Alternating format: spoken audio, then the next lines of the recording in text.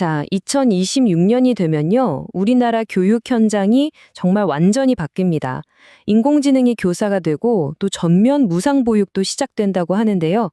이 야심찬 교육 청사진, 그 핵심이 뭔지 지금부터 하나하나 짚어보겠습니다. 근데 이런 계획이 왜 나왔을까요? 그 시작점은 바로 우리가 지금 마주하고 있는 이 거대한 도전 과제들 때문입니다. 첫 번째는 뭐니 뭐니 해도 인공지능이죠. AI가 우리 사회의 모든 규칙을 말 그대로 다시 쓰고 있잖아요. 그리고 또 한 가지, 대한민국이 직면한 정말 심각한 위기가 있죠.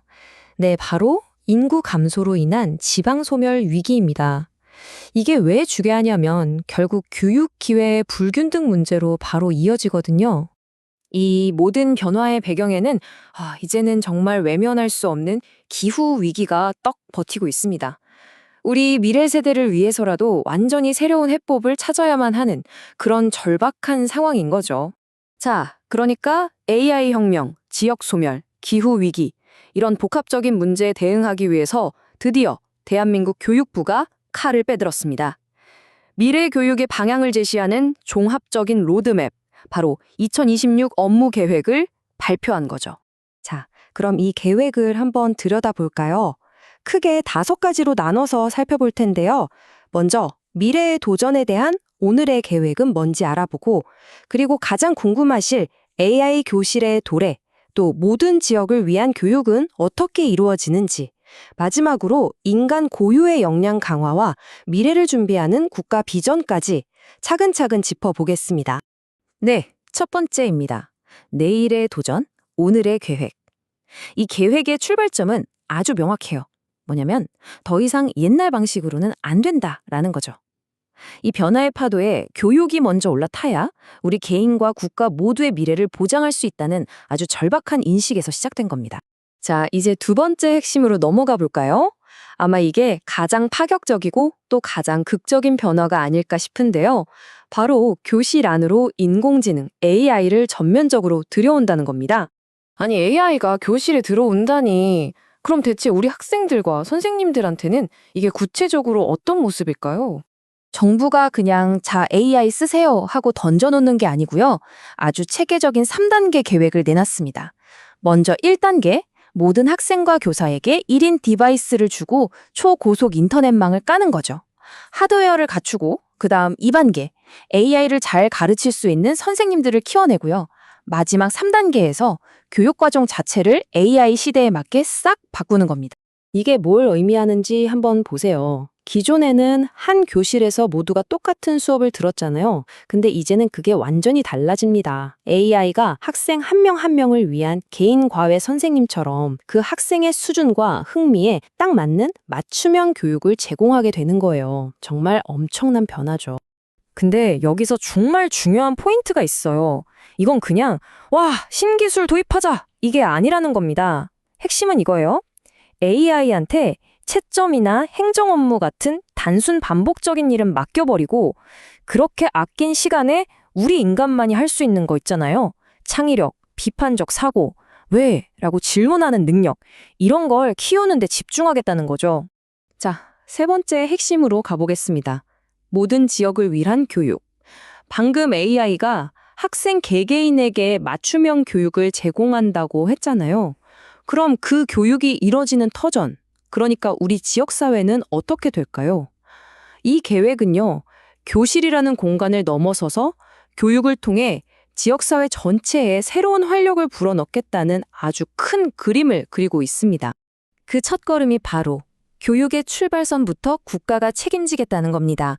2026년까지 만 4세와 5세 유아에 대한 교육과 보육을 전면 무상으로 실현하겠다는 거예요. 어떤 환경에서 태어났든 모든 아이가 동등한 출발선에서 시작할 수 있도록 국가가 보장하겠다는 거죠. 그리고 아까 말했던 지역 소멸 위기, 이걸 막기 위해 정말 어마어마한 돈을 씁니다. 무려 4조 원. 이 4조 원이 넘는 막대한 예산을 수도권이 아닌 지역 거점 대학에 투입하는 겁니다.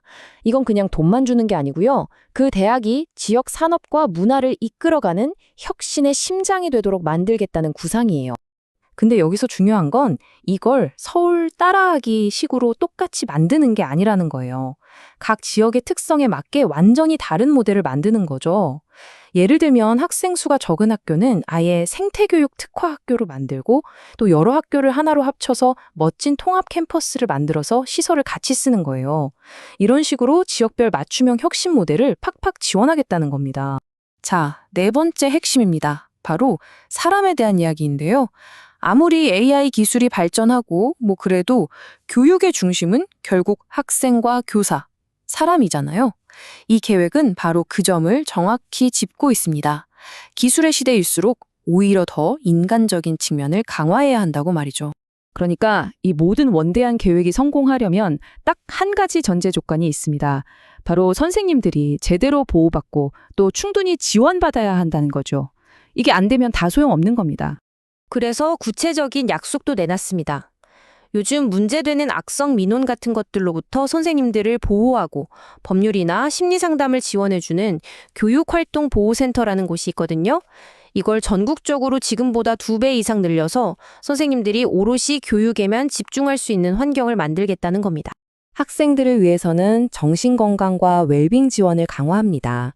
특히 주목할 만한 게 다른 사람과 협업하고 공감하고 갈등을 해결하는 능력, 이런 사회 정서 역량을 키우는 수업 시간을요, 연간 17시간으로 확 늘립니다. 기존의 거의 3배 수준이에요. 왜냐하면 앞으로 AI와 함께 일해야 할 우리 아이들에게는 지식만큼이나 이런 능력이 훨씬 더 중요해질 테니까요. 자, 이제 마지막입니다. 지금까지 이야기한 이 모든 조각들이 하나로 맞춰지면 바로 미래를 준비하는 국가라는 큰 그림이 완성되는 겁니다. 결국 이 모든 계획은 하나의 통합된 비전 아래에서 착착 움직이는 거죠. 정리해볼까요? 첫째, AI라는 기술을 적극적으로 받아들여서 개인 맞춤형 교육을 실현하고, 둘째, 지역사회에 과감하게 투자해서 교육 격차를 해소하고, 마지막으로 그 모든 것의 중심에 인간의 창의성과 회복 탄력성을 두는 것. 이게 바로 이 전략의 핵심입니다. 그리고 이 비전은요, 우리나라 안에서만 머무는 게 아닙니다. 더 크게 보고 있어요. 우리의 이 성공적인 AI 교육 모델이나 K-마이스터 같은 직업 학교 모델을 전 세계에 수출해서 대한민국을 교육 분야의 글로벌 리더로 만들겠다는 야심찬 포부까지 담겨 있습니다. 자, 이렇게 대한민국 교육의 미래를 위한 거대한 청사진이 공개됐습니다. 정말 야심차고 모든 걸 담으려고 노력한 것 같은데 결국 진짜 성공은 이걸 얼마나 잘 실행하느냐에 달려 있겠죠. 대한민국 교육, 과연 이 길이 맞는 방향일까요? 이 질문을 여러분께 던지면서 오늘 이야기를 마무리하겠습니다.